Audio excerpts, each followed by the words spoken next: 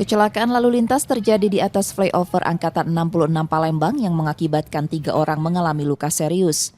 Insiden bermula saat sebuah minibus melaju searah dengan sepeda motor yang ditumpangi satu keluarga dari depan Rumah Sakit Hermina menuju PTC Mall. Saat berada di flyover, minibus menabrak sepeda motor tersebut, diduga akibat pengemudi ngantuk sehingga gagal menghindari kendaraan di depannya.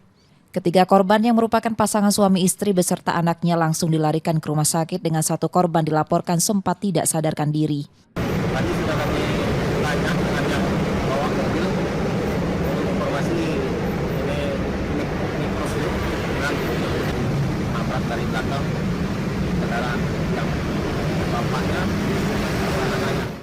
Usai kejadian, minibus dan sepeda motor dibawa ke pos Laka Lantas Demang Lebar Daun. Sementara itu, pengemudi minibus masih dimintai keterangan untuk kepentingan penyelidikan.